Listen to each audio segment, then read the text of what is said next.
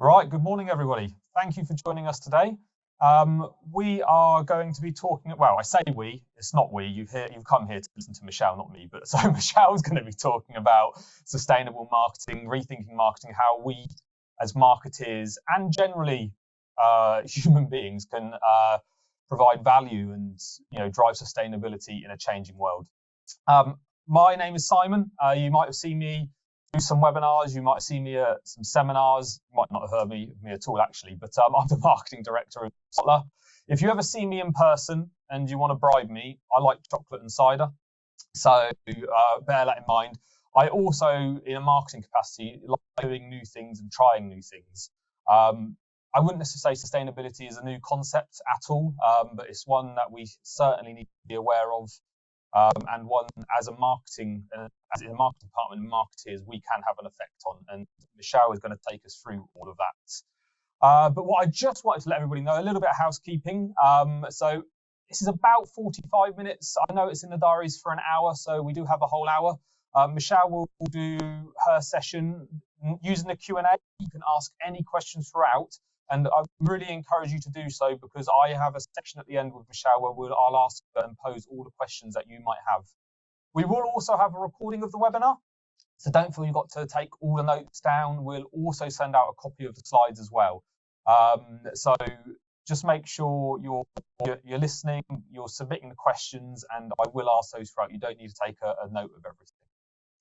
I just wanted to take 2 minutes of your time for the non-customers on the room, and even some of the customers, because Spotler's been growing quite rapidly recently. So we are a big organisation now, not just UK, but we have offices in The Hague, in Utrecht, in Berlin, and Hamburg. We've got representation in the Nordics and Spain, but we are sending over 25 billion messages a year. We have over 400 partners, over 10,000 users. Spotler's a pretty big organisation now, and what we're trying to do is give every marketeer a tool they deserve to make an impact, and that impact is generally to help them either save money or make money, hopefully in a responsible way, but being able to use the technology and the data that they have at their fingertips to send their communications, their messaging to the right person at the right time, the right message, to either do one of those two things, to save money or make money. And what I mean by that is our suite of tools, whether it's a CDP, customer data platform, site search if you're e-commerce, email marketing for B2B, we've got CRM, we've got IP lookup, we've got events management software. So there's a whole range that a marketeer would need and use to be able to send and syndicate their communications, whether that's over email, SMS, WhatsApp, social media, and the likes. So Spotler as a whole, products look a little bit like that, but I'll give you a little bit more insight after this. What I also just wanted to say from a Spotler point of view is we're not just a software, we also offer support, account management, deliverability, and if you don't have the resources to do it in-house, we've also got some services available, whether that's design, copywriting, and so forth. So obviously I would be biased about what I say about Spotler, but hopefully if you wanted to have a look at Trustpilot or G2, it would show you some positive reviews around us, and some first-hand reviews that aren't necessarily me saying that we've got all of this wonderful stuff. So without further ado, I promised Michelle I would not do a really bad introduction of her, other than she is a sustainable marketing consultant, trainer, author, best-selling author if you are on Amazon on sustainability. So Michelle, I'm going to let you do a much better introduction of you, other than just saying that you're absolutely awesome in the world of sustainable marketing and getting us all to think about how we can do things a little bit better and a little bit more sustainable. Okay, brilliant. Okay, thank you, Simon. So welcome, everybody. Thank you for taking your time to be here and to spend some time with me. I know we've only got a short space of time together, so I've tried to pack in as much as possible to share some value for you. And I've also got a QR code within the pack at the end of the deck, which you can take a picture of. It will also have some specific resources to some of the things I've been referencing as we go through. So I am going to be talking about rethinking marketing, thinking about how marketing can use its skills, creativity, and influence as a force for good. A little bit about me then, as Simon said, I have written a number of books. In fact, my background is in digital, specifically in digital transformation, supporting organisations with their social technologies, connected technologies.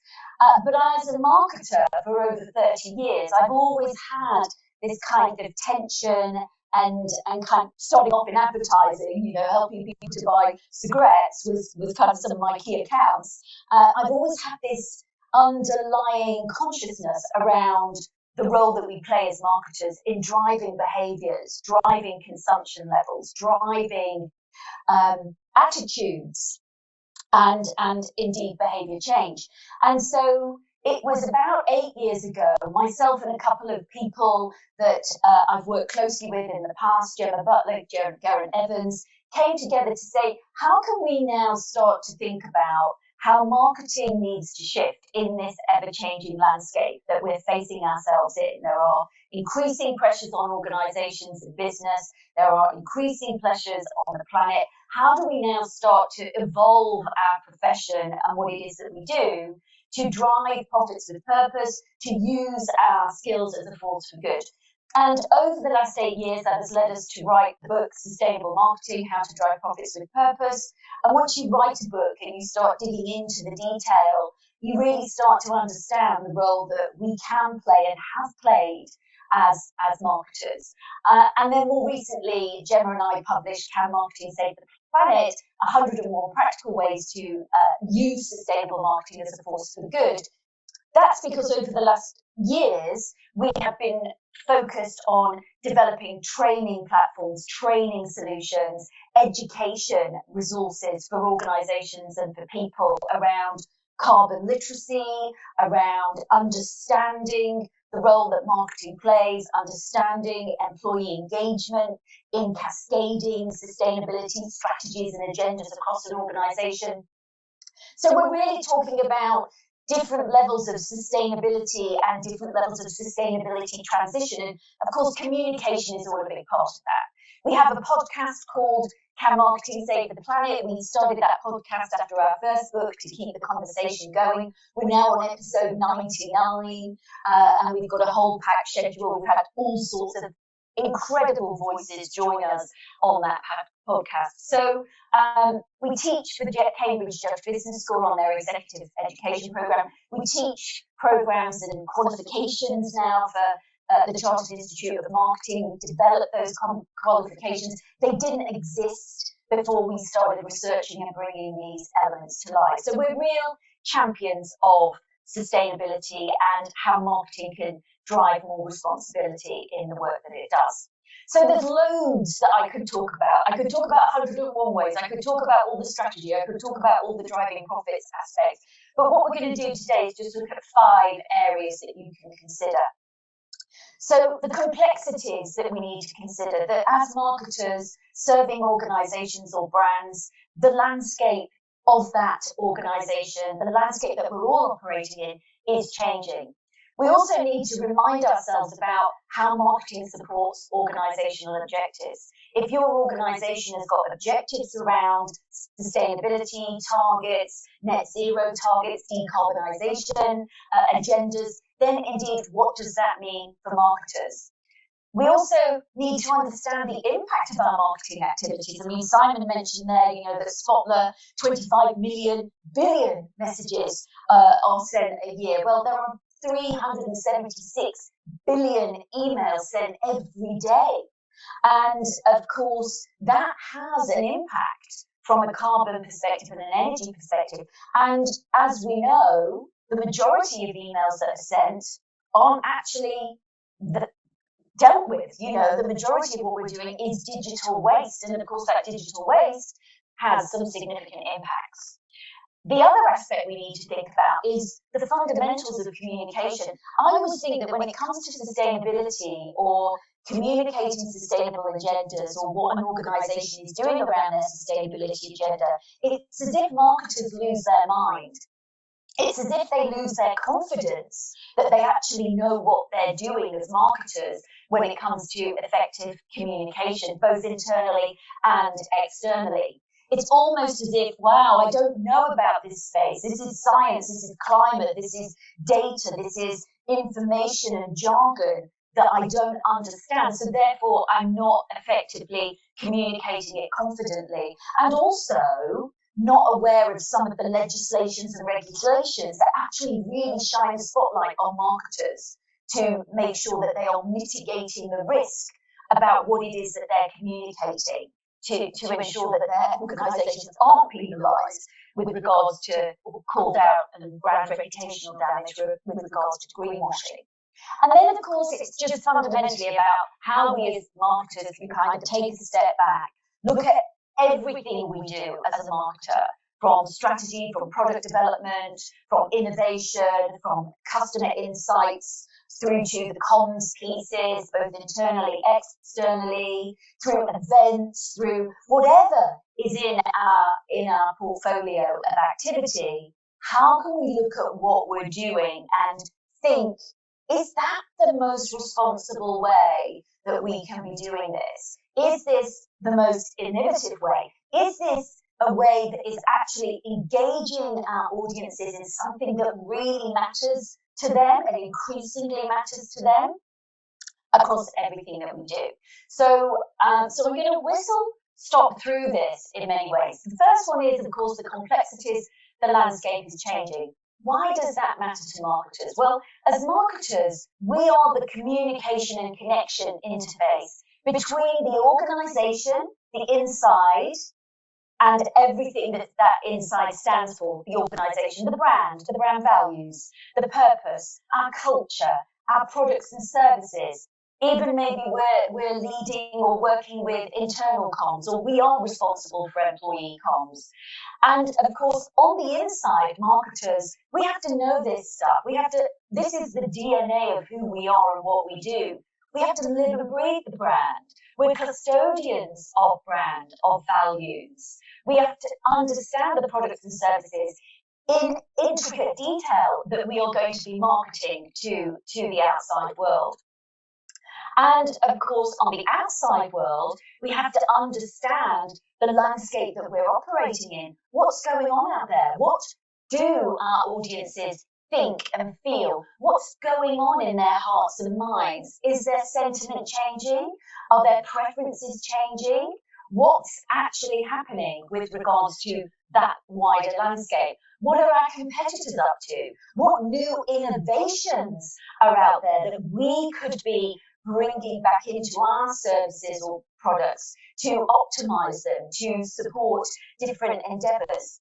And so this range of knowledge and insights that is happening on the outside, marketers are the ears and eyes learning and looking, not just about consumer insights, but what is going on around these wider aspects, bringing that knowledge and intelligence back into the organization to support strategic endeavor. We may not want to think about it that way. We may not want to talk about it that way, because here's some insights from the audience. Here's some things our competitors have been doing. Here's some sentiment analysis about how things are shifting. Here's some innovations that could be really valuable for the way we progress. And so this isn't a new thing for marketers. This is marketers are that absolutely unusual connection interface. And we're also unusual because on the inside, we tend not to just be stuck in our own marketing silo. We're also working across the value chain of the business, working across many different divisions, departments, supporting their requirements with regards to what it is that we are putting out into the world. So we are creative problem solvers, we are innovators, we are communicators, and those are key skills to nurture. So, of course, for businesses, now that this landscape is changing, there's a lot of internal and external pressure mounting.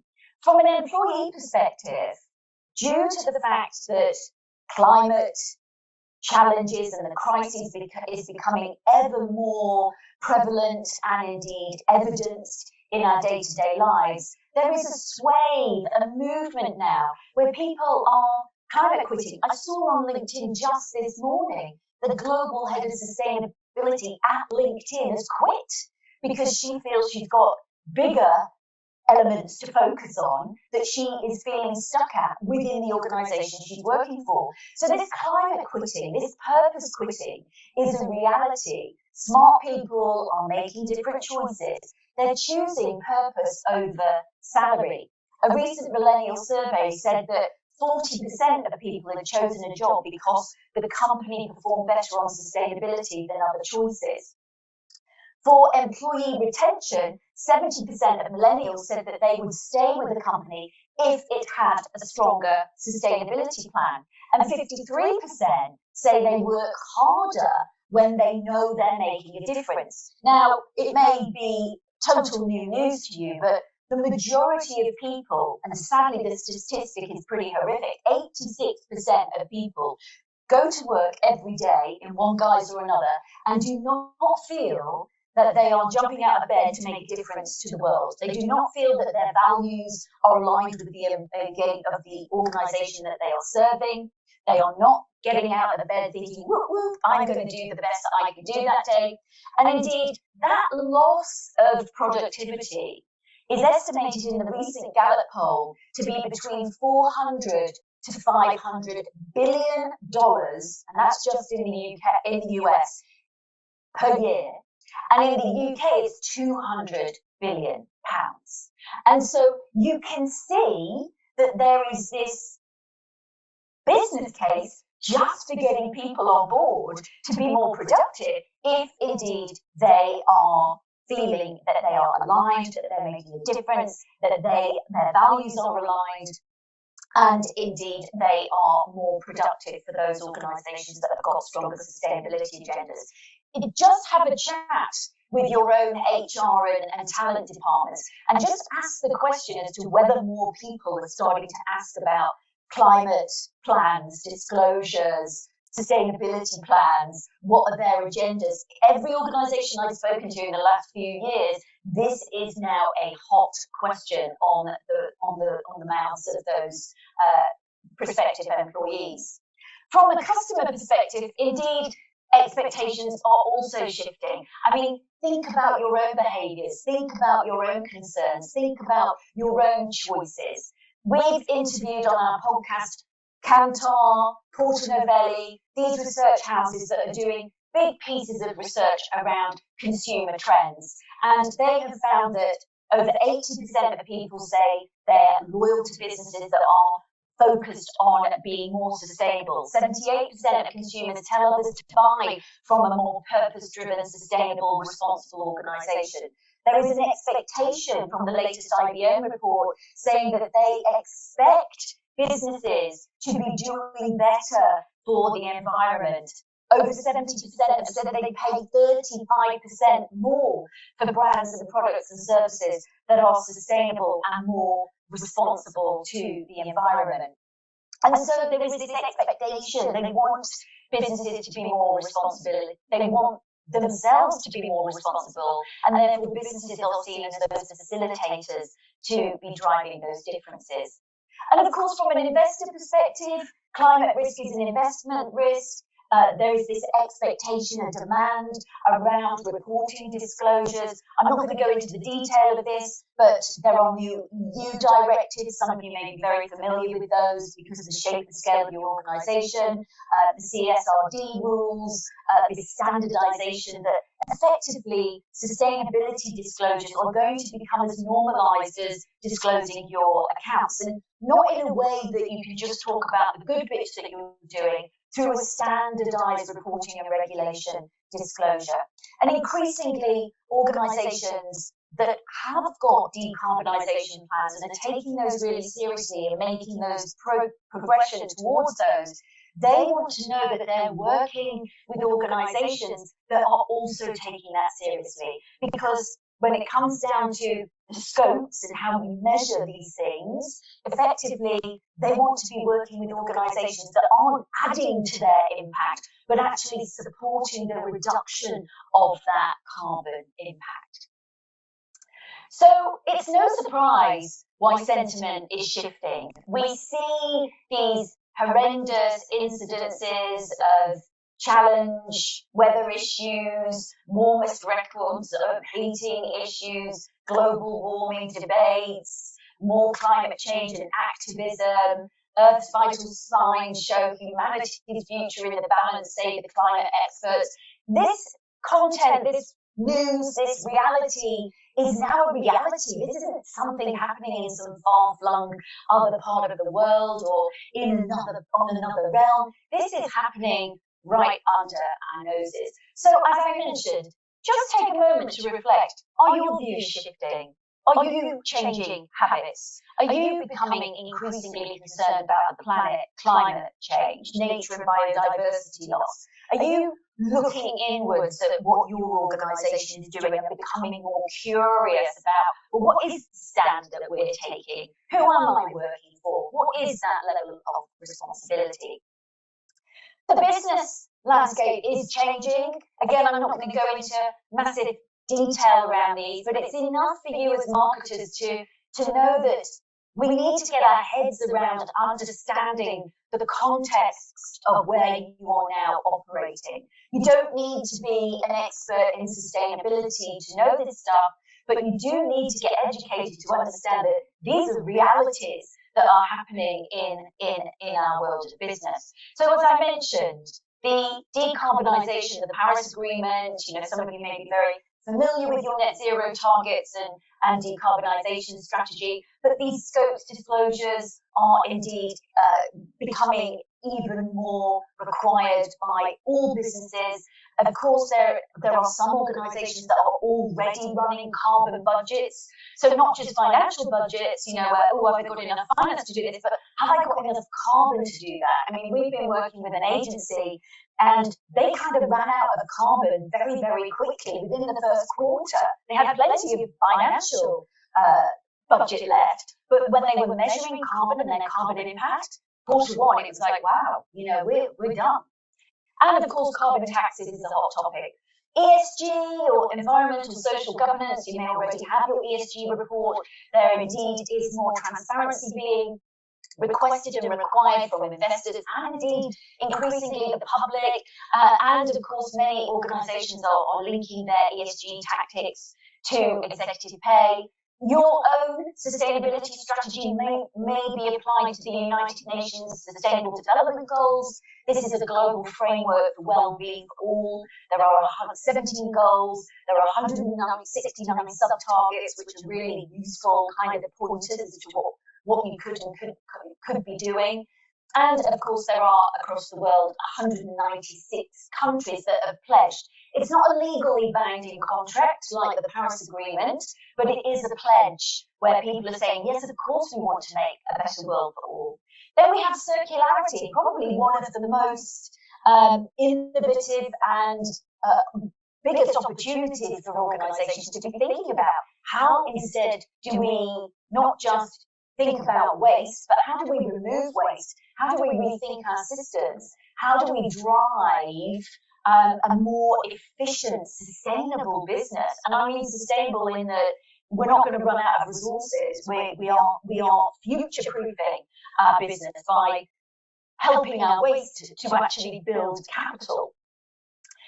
Regulation and penalties are happening around things to do with the Green Claims Code. Here in the UK, we have the CMA, the Competition and Markets Authority. They've been on our podcast. They're coming back on our podcast to do a greenwashing piece with the ASA in the next couple of weeks, because regulation is changing all the time. But the Green Claims Code, of course, just asks us to make sure that we understand the claims that we are making, these regulations, the penalties, it's up to 10% of global revenue, not to mention reputational damage. And as I mentioned, the standardization of reporting is going to be given the same priority as financial reporting. And increasingly, I mean, the B corporations, it doesn't necessarily mean you have to be a B Corp, but the B impact assessment, joining things like the Better Business Act, these are commitments now, a growing commitment of businesses, some of the largest organizations around the world,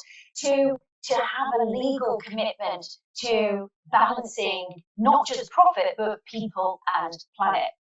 And of course, why are businesses doing that? They're not just doing it because of all of those pressures, they're also doing it because it's good for business. I mean, here you can see from this EY value study, those that are pace setting with climate change initiatives are 2.5 times more likely to report significantly higher than expected financial value as a result of their climate and sustainability initiatives, as well as higher emissions reductions. So it's that kind of win-win. And 69% in that study say that financial value from climate change initiative far exceeds their expectations. There are numerous studies and numerous pieces of research that showcase that good for the planet is indeed good for business.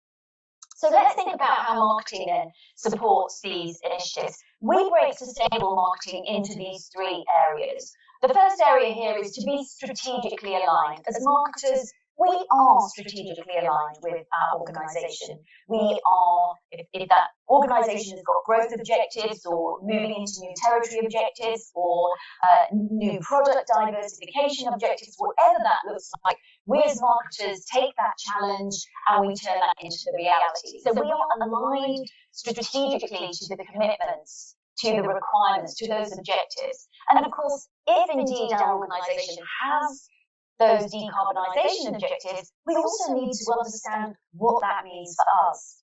Of course, there is the practical stuff that we do as marketers, looking with that responsible lens across everything we do, our web, our social, our events, our advertising, our partnerships, looking at the whole mix of the 7 Ps, thinking about how do we do this as responsibly as possible. And then, of course, let's not forget the internal engagement. How do we market sustainability internally? How do we make sure that everybody's on the same page?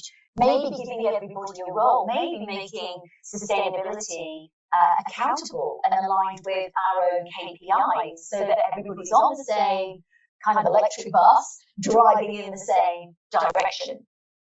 Because marketing, as I mentioned at the outset, has been part of the problem. So as marketers today, do we want to continue to be part of the problem, or do we want to be part of the solution? I mean, I love this rather crude, but say it as it is, billboard from Thomas Colster, the founder of Advertising. You know, we made you buy shit. Can we make the world better too? Because we have played a significant role. We do play a significant role in driving consumption levels, in shaping behaviours, in potentially creating unsustainable behaviours and levels of waste. And so now we can shape those new behaviours, we can align with strategic objectives, we can still focus on growth. I'm not saying that, you know, profits needs to go down the plug hole in any way, shape or form, but it's how do we drive good business? How do we innovate and use our creativity, influence and problem solving to grow a good business and grow good growth around what it is that we're doing, whilst staying within the boundaries of what society, employee and indeed the planet requires. So as I said, if your organisation has sustainability targets, what does that mean for marketing? Are you considering carbon budgets?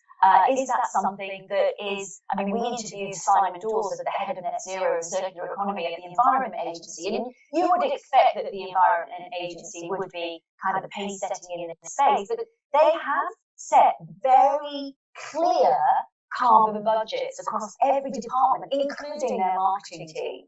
And it says here, we're very used to making decisions about finite amounts of cash.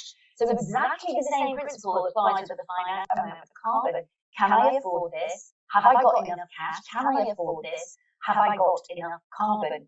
And that when we've done the studies, in a podcast that we had with Joe Young from Unifeeder, we talked about the carbon impact of marketing activities, and indeed striking that balance, as I mentioned earlier, is going to mean that marketers have to get really innovative and creative. It's an exciting time to kind of be rethinking some of these challenges rather than doing what we've always done, throwing, the same kind of campaign activity out there without thinking about the responsibility of it. Because as I mentioned, there is an impact of our marketing activities. The digital footprint, just a few stats. I mean, I could go on and on, but digital has a bigger footprint than the aviation industry, 3.7 emissions versus emissions from the internet versus 2.5 emissions from the aviation industry. If you think about how does that happen, we've got search, we've got streaming, we've got AI, we've got music, emails, websites, clicks, socials, doodles, all sorts of apps. And of course, it all adds up. 376 billion emails are estimated to be sent a day in 2025. The majority of our digital footprint is waste. Think about all the web pages, the landing pages. Only 15% of all the websites that are online are actually active. And so we've got 85% of digital waste just weighing down in those spaces. When do we vet? How often do we vet the hygiene of our email list? Are we still happily sending out those emails and getting 1% engagement rates, etc.? So how efficient are we doing, or are we just doing what we've always been doing? The average online ad campaign generates 5.4 tons of CO2 emissions, the equivalent of around 13,000 miles of car travel, and globally email accounts for 150 million tons of CO2. Online videos are approximately, if you think about the weight of the video versus other media, 1% of global carbon emissions, and of course using social media for just 5 minutes a day results in over 20 kgs of carbon a year, the same as driving 52.5 miles. But of course, we're not using social media for 5 minutes a day, are we? On average, we're using it for 2 hours 21. And of course, in some demographics, that's going to be up to 4 hours. And so there are things that we can be thinking about. There are things that we can do differently. We can make channel shifts. We can look at our applications. We can look at our platforms. We ran a mini series with Purpose Disruptors, GoodNet, James from EcoSend, Matilda from an events consultancy, all looking at lots of things that marketers can do to kind of change out the way that they are doing things. There are more and more responsible options coming to the fore. But I would urge you just to look at what you're doing and think about how can we clean this up? Where's our waste? What is it that we're doing and how much could we be doing better? The next thing to think about is how do we communicate? Well, absolutely, we have to be careful about what we're communicating. If we're going to make green claims and say that we're responsible, we've got a green product or service, we've got to make sure that we have got the evidence to substantiate that. We can't make claims off into the future. We can't. There's so many things that you shouldn't be doing that are still happening. And the last time I was in a room, which wasn't that long ago, with over 200, about 3 months ago, well, it was October, so a few months ago, and I was in the room with over 200 communication professionals, and only 2 of them had heard of the Green Claims Code. Now, the Green Claims Code came out in 2021. It came into regulation in 2022. And so it's not a new piece of regulation.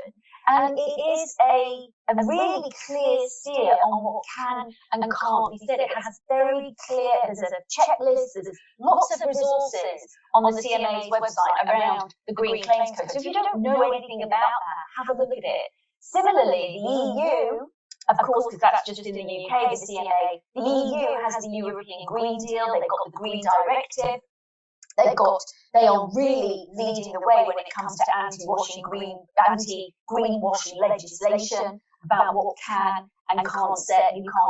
And of course, there are changes being made over in the US. We introduced Laura Brett, the equivalent of the ASA over in the US, who gave us the update about what's happening with the FDA over there around their green claims legislation. So there are no excuses for marketers not to understand what they can and can't be saying. There's plenty of resources. We've got loads of resources that you could have a look at that really helps you to support yourself in just understanding, so that you become this kind of mitigator of risk. What's being said? Review your own audience-facing communication outposts. Where's the sustainability feature? Did you even get involved as the marketer or the communication professionals with how things need to be said? Because often these reports, these communications are filled with complex jargon. So instead, are we using our marketing skills to focus on the benefits that align with our audiences? Did we do any research that goes into what matters to our audiences? What do they care about? You know, when I say that marketers have lost their minds when it comes to sustainability, this seems to be what's happening. It's like, hang on a minute, did nobody do what you would do ordinarily? The research, the understanding what people care about, the hearts and minds piece, and then work backwards with regards to, so now this is what the communications need to look like, because we need to meet our audiences where they are at, rather than just telling them what we're doing. So do you talk about progress you're making transparently, or are you too concerned by making big, audacious statements that can't be substantiated, or indeed worse, green hushing? So you're either greenwashing potentially, or thinking, actually, this is too risky, we don't want to say anything. And of course, we don't want people to green hush, because we want people to be talking about the progress that they're making, so that then it raises the bar for every other business to do the same. Is some of your communications around your sustainability strategy agenda, your ESG report, etc., is it a one and done annual statement? Is it all bulked into one sustainability report that's meant to be there for your customers, your employees, and your investors, who are all looking for different things? So there's no kind of segmenting or targeting going on. It's just like, let's put it in, let's get it out there, stick it on the website, tick the box, it's done. Or are you being nuanced in the way that you communicate? This is what matters to that audience. This is what our employees want to know about. This is what our customers want to know about. And here's all the figures and facts for our investors. And indeed, are you just doing one and done, or are you dripping this through the year as your activities and progress happens? And how are you communicating the impact that your stakeholders are supporting you in creating? How are you bringing your audiences along with you, making them understand that they're part of the solution, making them want to be part of the solution, driving loyalty to you? You only have to look at some of the things that the social impact brands do. People like Ocean Saver, Upcircle,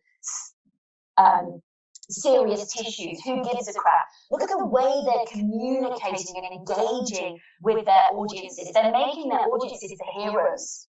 We're making this impact thanks to you. You're on this journey. You're doing good. You're part of this solution. It's not the only things they're talking about. They're also focused on the benefits. And I guess we must never forget what those benefits truly look like for our audiences.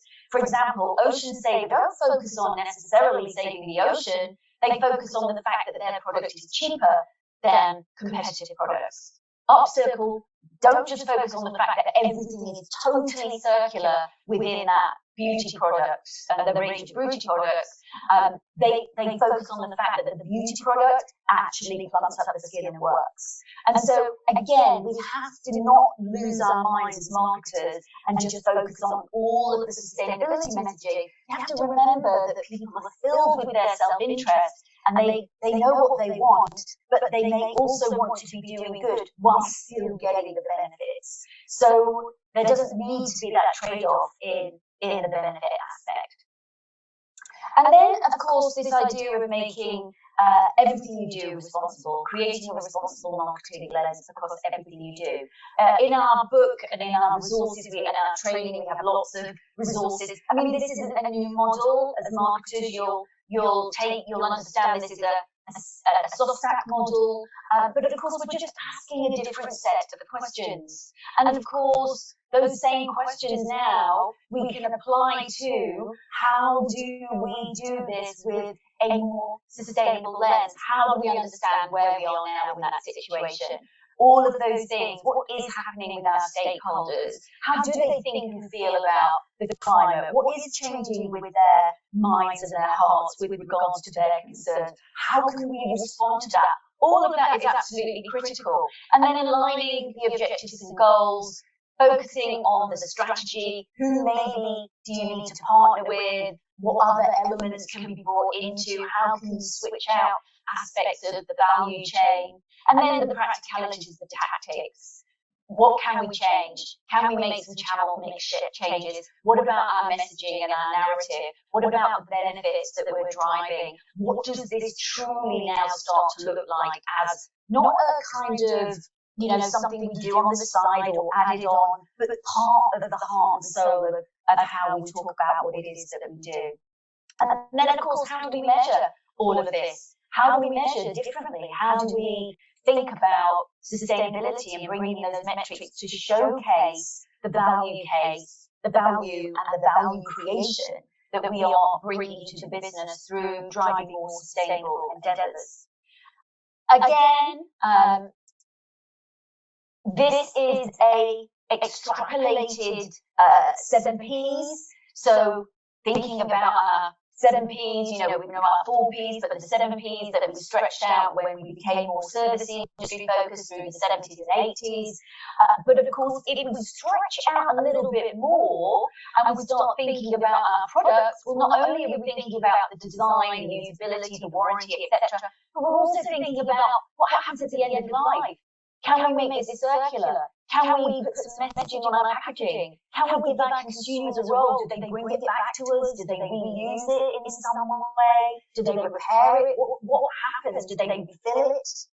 Promotion, if we look at promotion, well, yes, we might be thinking about all the practical things that we do to promote something. How are we going to advertise this? Are we going to partner with anybody? Are we going to do any offers, gifting, etc., etc.? What do our campaigns look like?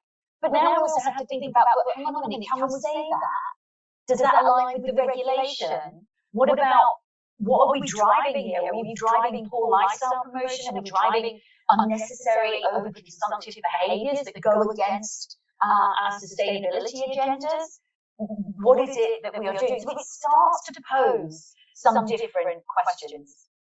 We have an action plan that kind of supports with all of this. We call this our inwards, upwards, outwards. So the inwards piece is really all about you understanding where your organisation is, understanding your stakeholders. The upwards is about the business case. How do you drive this and embed this through the heart and soul of the organisation? And then the outwards piece is how do we talk about it? How do we communicate this? And how do we make sure that anything that we do has a responsible lens?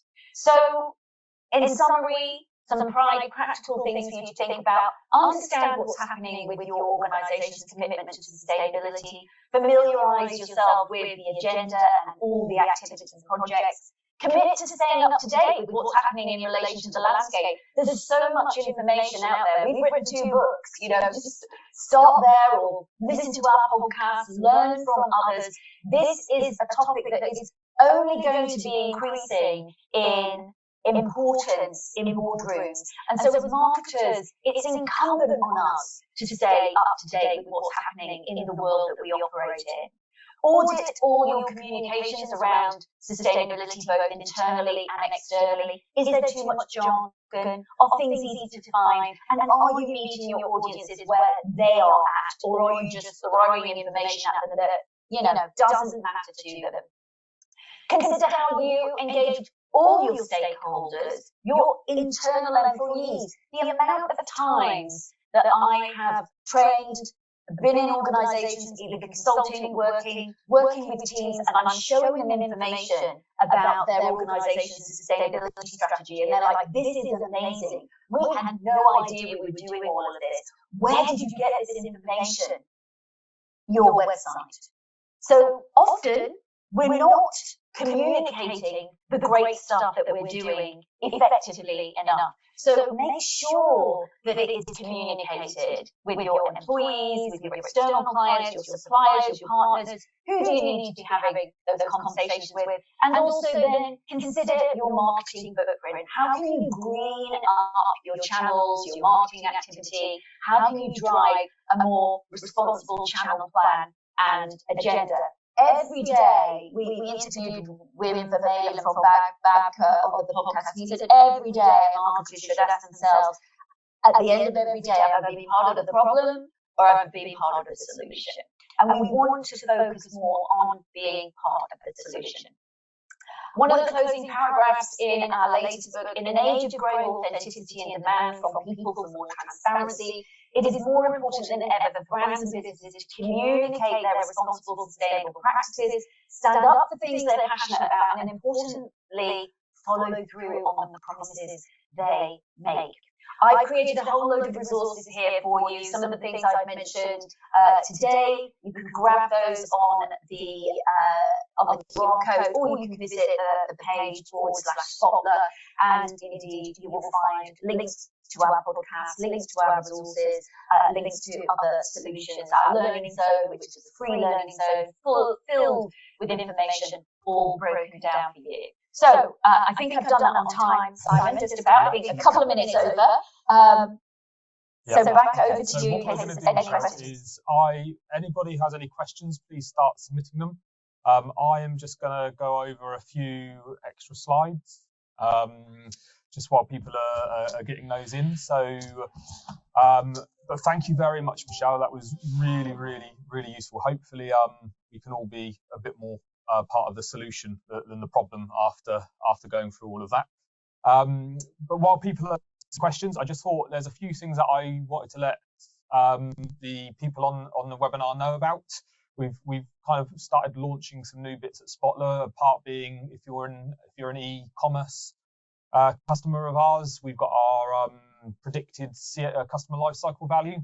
We're trying to make it really easy for people to either make more money, save more money, but also what Michelle was talking about, we've tried to overlay it with the data that says, although you're selling hundreds of this item, we are able to feed back in that data that says 90% of those actually get returned.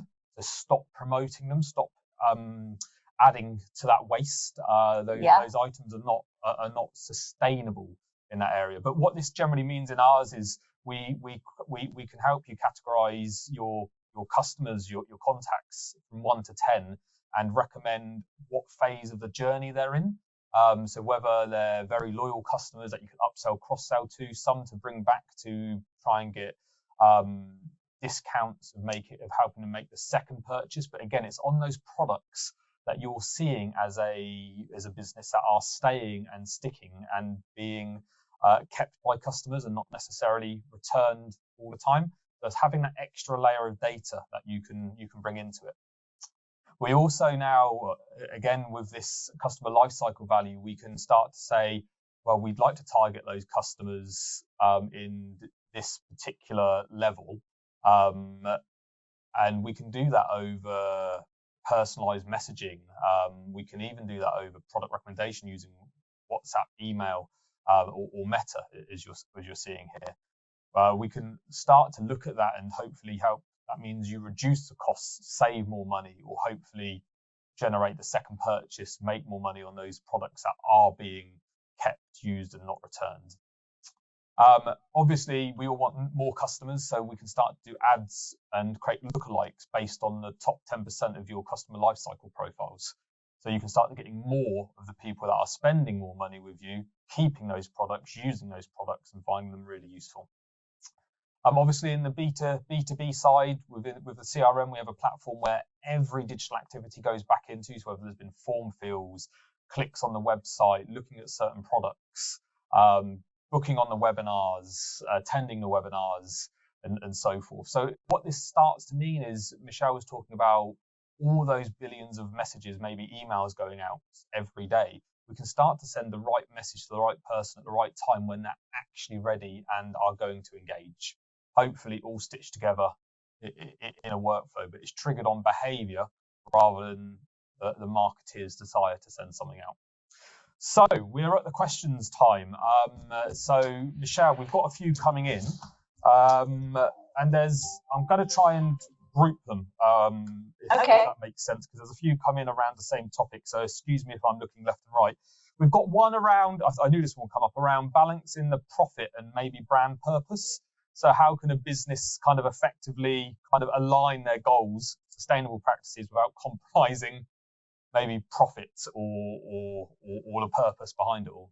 Yeah, so this is such a brilliant question, and of course it comes up time and time again, because this is the challenge. Marketers are tasked with driving profits, and how do we drive profits? Well, we get more customers, we get them to buy more, we get them to buy more often, and indeed increase that average transaction value.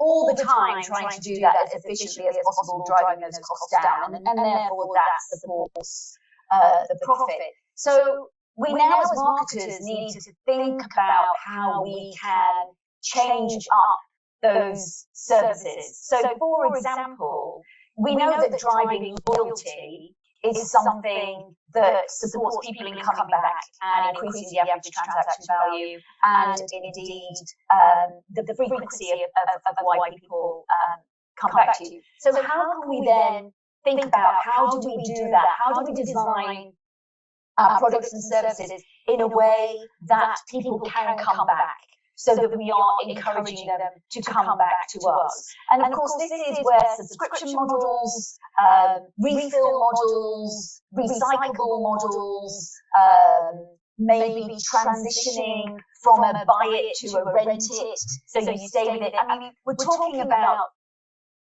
change and significant transformation as to the way people do things. But so there's those elements, like how do we innovate? If you think about, for example, Canon photocopiers, they had all this mess and waste that they had to dispose of, this digital and this electronic hard waste, and this was costing them a fortune. And so what they started to do is say, well, actually, let's repair it and let's try and sell it second hand. That has now become an enormous part of a big profit centre for them. And so their refurbished, repaired is as valuable to them as their new line.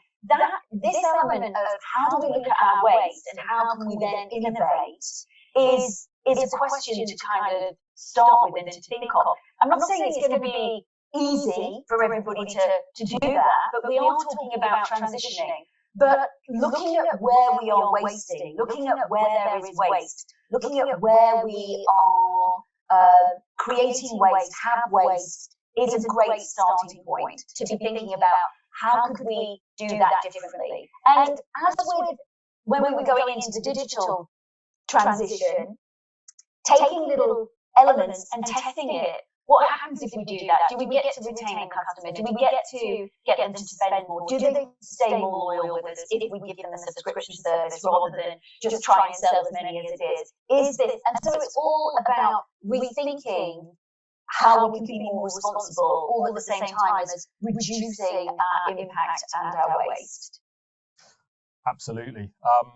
Within those, there's so much you went through there, Michelle. I'm trying not to ask the same question, but there's one bit here which I think might be a whole nother session around authenticity and probably morality. There are people saying kind of what steps can the companies take to ensure their claims of sustainability are genuine and maybe avoid perceptions of greenwashing. You mentioned green hushing earlier, but I guess there are companies that are saying they're doing stuff just for the sake of it, if that makes sense.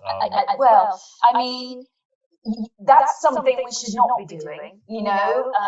There is, from a morality perspective, if you're making green, and this is where marketers need to step up. If your organisation is making a green claim and there is no evidence and it cannot be substantiated, marketers need to say, whoa, how are we saying that? Where's the evidence around that? And how can we build and substantiate that as a piece of evidence to make sure that if anybody questions us, we can show them? I would say have a look at the ASA website, have a look at the cases that have, I mean, it's all there for people to see. The ASA, the Advertising Standards Authority, they have a very clear section on greenwashing. The CMA has a whole load of resources, the Green Claims Code. We have resources on our learning zone, have a look at those. There is lots of information, but the key is that if an organisation is saying something, if your organisation is saying something is green and you don't believe it or you don't know it or you can't find the information, dig around and ask, how are we saying that? Because if you're communicating that and somebody makes a claim against you and you can't substantiate it, this is where marketers can actually support businesses and say, well, we can't say that, but we can say this. You know, we can talk about the progress we're making. We can't make that big audacious claim, but we can talk about this. And this is where it starts to become more transparent, more human, and more trustworthy. Because if you do get called out for a claim, and it's not just the fines and the penalties, it's the reputational damage that can be aligned with that, the lack of trust. So understand what the claim is, ask the questions, don't be afraid to ask, how are we making that claim? Where's the evidence? If a customer came and asked the question, how would we answer that? Where is it? Because if you look at what the Green Claims Code says, and indeed all of them, you have to be very transparent and make it easy for people to find information about the claim you're making. Perfect. This is an interesting, it's almost a flip side. We've got somebody who's asking, how do they balance not repeating the information through channels like email, social and so forth of their sustainability practice without them getting bored of seeing it all the time, if that makes sense? How do they balance saying they're doing this, but the customer's like, oh my God, I know that kind of thing. Yeah, I mean, it's about, I mean, this is interesting. It's almost, we were part of a piece of research called the S word, and it's kind of like, don't talk about sustainability. You know, people, you shouldn't just be doing sustainability so you can make a claim about it. You should be being sustainable because it's the right thing to do and it's good for business and it's good for the planet and it's good for people. And that doesn't necessarily mean that you have to be shoving it down the throats of your audience at every opportunity, because there is a scale. 15% of people are already on board. They understand that this is super important. 15% at the other end of the scale are kind of like, you know what, the earth is flat. We don't believe in climate change. They're the deniers. And then there's a 70% in the middle, the movable middle. They care about this. They want to be doing better. So my advice is always, well, find out what they care about. Find out. Don't just, communication is a two-way thing. And I think too much marketers we don't communicate, we broadcast. And so when it comes to sustainability, rather than pushing messages down the throats of your audience, why don't you start to ask them, what do you really care about? What matters to you? And then meet them where they are at. It doesn't mean that all your campaigns have to focus around sustainability. That might sit on your website, and it might be that periodically you talk about what you're doing alongside other things that you're doing. It doesn't need to be, but if they came to your website and they wanted to find out about your sustainability disclosures, then it should be all there for them to see in a very non-jargon way about the progress, the updates, what it is you're doing, how you're progressing, all of those aspects can be there. But do it in a way that matters to them, rather than just push. I think marketers, we just do this generally. We're not as aligned with what matters to our audiences, and therefore it can seem like we're pushing out a lot of noise and a lot of stuff, but really it's just that we're not thinking right message, right person, right time. We're just broadcast. On that note, and this is I guess an interesting one, we've got a couple asking about measurements? Kind of what metrics and tools could you recommend for assessing the effectiveness of sustainable initiatives? Yeah, absolutely. Well, the circular, from a circularity perspective, the Ellen MacArthur Foundation have just brought out a brilliant playbook. In fact, we just interviewed them on our podcast, it should be coming out next week, around this playbook. And it's called, it's one of the resources I think that I've put in a pack for you, but the marketing, circular economy marketing playbook. And it's got lots of different metrics in there. Things like how much, from revenue from your sustainable products, which is obviously is a no-brainer, but also things like if you've got activities that are greener, or if indeed people came to an event because of this, asking them instances, a share of voice elements around greener aspects, community engagement, employee engagement around sustainability. There's loads of different types of metrics that you can showcase that are driving value, but it needs to be contextual to your business. It's not as simple as just saying growth. It's kind of like, okay, so if growth is the driver, how do we showcase good growth? Well, here's our product category where we are investing in more sustainability, more sustainable endeavours. How are these growing versus the other growths? So it's really contextual to what it is you're doing, and then thinking, so that's what we're doing, how can we measure that? What would be a good metric? In circularity, there's things like how many people are refilling, how many people are switching, how many people are returning, has the average transaction value increased, has the lifetime, the average lifetime value of that customer increased? What product categories are they taking? Are they more?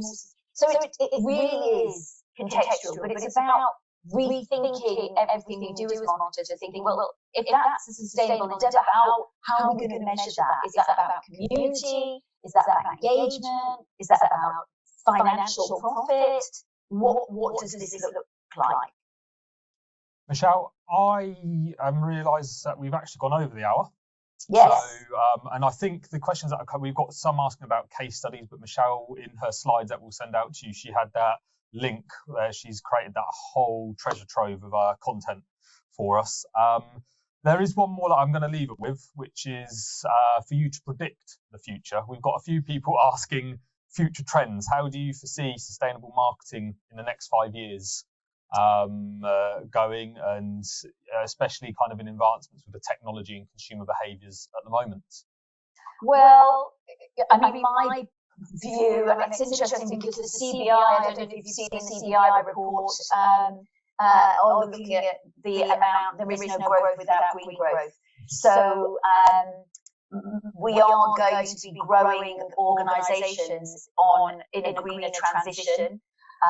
Growth is going to come from greener endeavours, and I think it's now for marketers to really get behind that and support the green growth and to drive different behaviours. So I see it over the next 5 years as becoming, I think we've all got a bit lost in the weeds with getting caught up with technology again with regards to AI, and this is, not technology, it can be really useful for more sustainable endeavours, but we can't lose sight of the fact that businesses need to transition. The way we are operating at the moment is not sustainable. So my view is that it's never been a more exciting time to be a marketer because of the skills that we have. These skills are going to be required because we've got some pretty big problems to be solving. And those problems are going to be about how do we transition this? How do we tell a different story? How do we engage with our audiences? How do we change our business model to be more responsible and sustainable? And I think marketers are very well versed, educated and aware marketers have got all the skills to support businesses with those transitions. Well, thank you very much, Michelle. Thank you for everybody that joined us today. Obviously, we will include Michelle's LinkedIn and details if you want to contact her, but by all means, just have a Google, go on Amazon. You'll see her books come up, and the podcasts and everything. So you can definitely reach out to Michelle if you want to discuss anything more. You'll get a copy of this recording and the slides as well. So other than that, if you wanted to speak more to Spotler about our software, if you're already a customer and you want to speak to your account manager or book a demo, have a little play about, then please contact us, get in touch. Otherwise, I'm going to let you enjoy the rest of your day. Hopefully, we'll all be a bit more part of the solution than the problem now, Michelle. But thank you very much for your time and generally enlightening us all around what's happening around sustainable marketing practices and all those pieces about how we can actually affect and help and influence the companies that we work for to make sure that we're doing our part. Thank you very much. Okay, take care. Bye-bye. Thank you.